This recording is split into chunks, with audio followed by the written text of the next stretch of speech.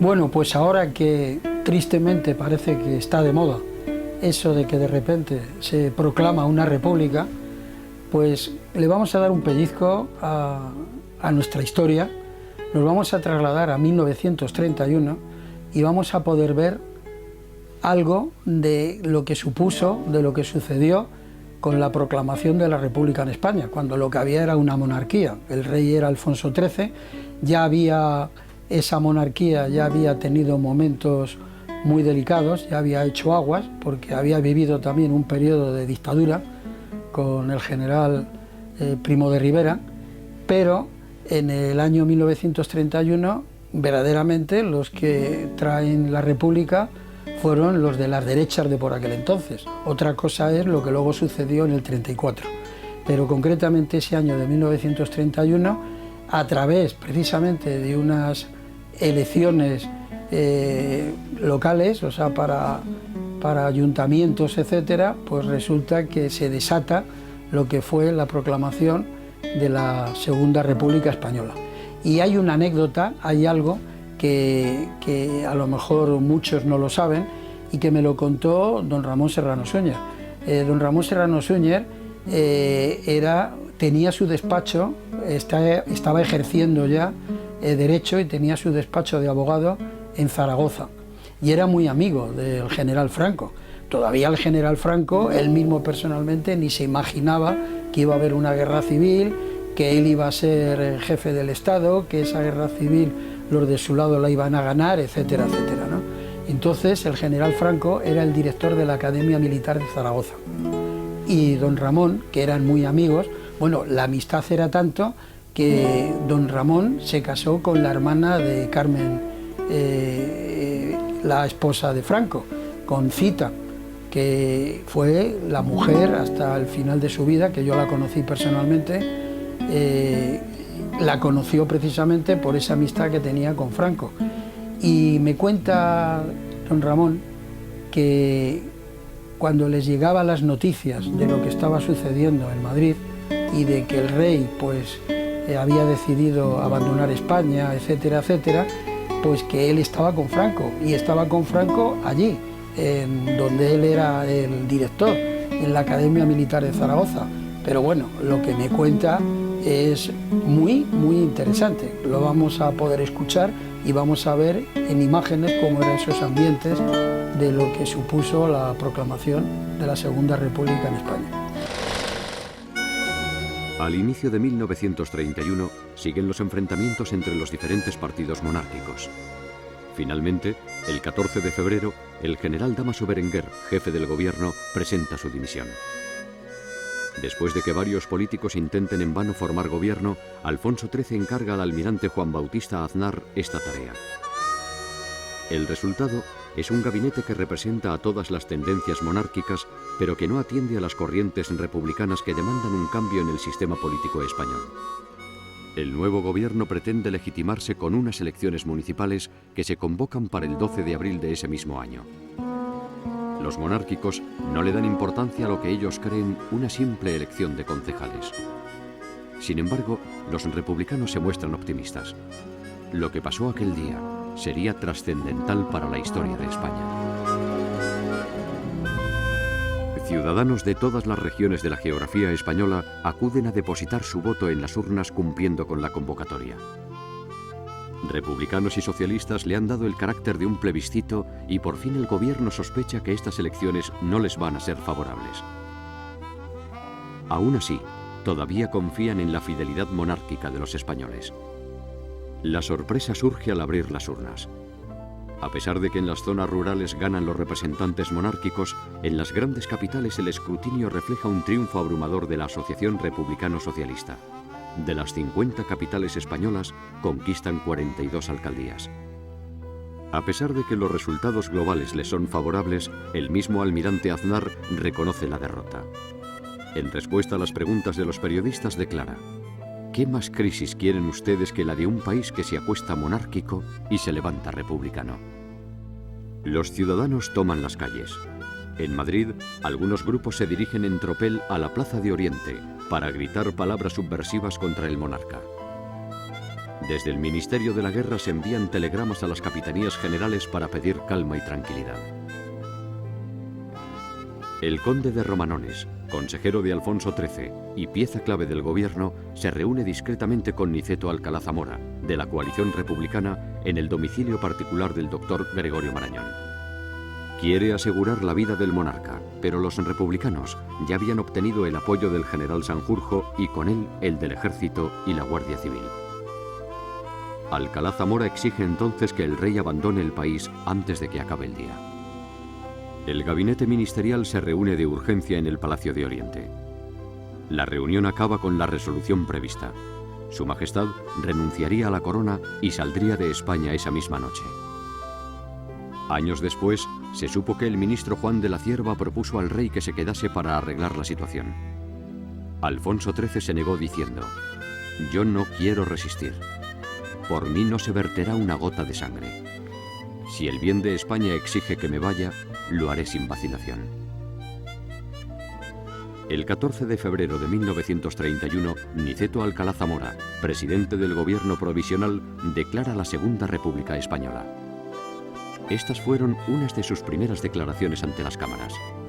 La crisis de España no es política, no es siquiera de régimen, es histórica con toda su trascendental amplitud.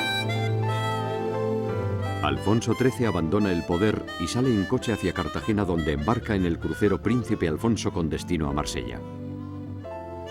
Al despedirse diría: «Viva España». Siguiendo las órdenes de su padre, el infante don Juan, que estudiaba en la Academia Naval de San Fernando, viaja en un torpedero hacia Gibraltar. Desde ese momento ondearía la nueva bandera tricolor, roja, amarilla y morada.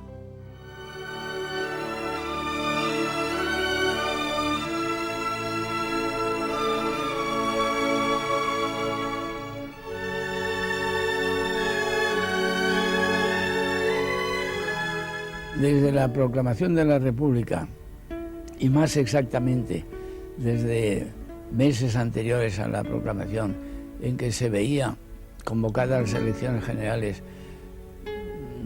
no con toda seguridad veíamos lo que iba a ocurrir, pero sí con mucha probabilidad que podía haber un triunfo grande de izquierda.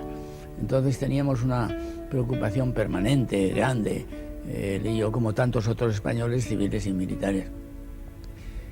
Luego pues, llega la proclamación de la República, había motines y manifestaciones por todos lados y llegaban de Madrid a Zaragoza las peores noticias, la marcha del rey, todo esto, el rey iba a salir a sacarlo.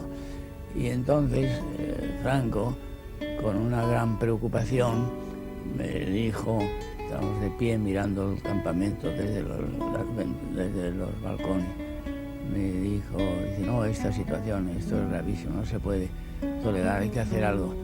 Dice, y yo estoy pensando organizar con unos camiones la salida, debidamente armados, la salida para Madrid con los cadetes. O sea que hubo un momento que él pensó ponerse al frente de los cadetes y haberse lo llevado todo para intentar poner orden aquí y evitar los ataques al rey en su salida. Él incluso pensaba que podía evitar su salida. Y hubo un momento que incluso llamó a alguno de sus colaboradores pensando, bueno, el hecho es que al fin no se decidió a salir. Pero él quedó preocupadísimo, aquí hay que hacer algo, aquí hay que hacer algo, así como luego cuando ya el movimiento estuvo organizado, siempre quería dilatarlo, que no empezara demasiado pronto. En esos momentos él hubiera tan convencido estaba de que había que hacer algo que quería salir él con los cadetes, que era una idea un poco aventurada, ¿no? Ni el general Franco, ni ningún otro militar pueden impedir finalmente que el rey abandone España. Estas son las primeras imágenes del monarca en el exilio, en Marsella. Su presencia en la estación, donde tomaría un tren hacia París, despierta curiosidad en los viajeros. En el andén también se encuentran para despedirle las autoridades de Marsella, miembros importantes de la corona española y muchos otros españoles residentes en Francia. Le demuestran su respeto estrechándole la mano. Desde Marsella, Alfonso XIII ha dado instrucciones a sus familiares y cortesanos más allegados para que no le hagan ningún recibimiento a su llegada a París. No quiere que la prensa pueda hacerle preguntas sobre su futuro. De momento, ha decidido permanecer en la capital francesa hasta que el infante don Juan se reúna con la familia. Después, fijaría su residencia temporal en Fontainebleau, a unos 50 kilómetros del centro de París. Don Ramón Serrano Suñer es un personaje muy interesante, aunque recientemente se haya hecho una serie en televisión sobre los entresijos de su vida privada, etcétera, pero verdaderamente no se sabe el nivel, el poderío que tuvo y el nivel intelectual que tenía ese hombre y que a mí me dedicó durante varios años, los últimos de su vida, mucho tiempo, y pude grabarle en muchas ocasiones. Y en cuanto al tema de la República, pues esto es lo que sucedió, verdaderamente nadie se lo esperaba y aquí las cosas pueden dar muchas vueltas, igual yo no lo veré, o sí, no lo sé, pero igual puede por algún motivo desencadenarse el que vuelva otra vez a proclamarse una república. La vida es así, si la propia vida del ser humano tiene un principio, un desarrollo y un final, todo lo que tiene un principio al final termina, ¿cómo no va a terminar un sistema de un país, no? Yo creo que al final puede que incluso llegue un día que se hable de que Europa un día estuvo unida de alguna forma, lo de la Unión Europea, y que ya eso ni siquiera exista.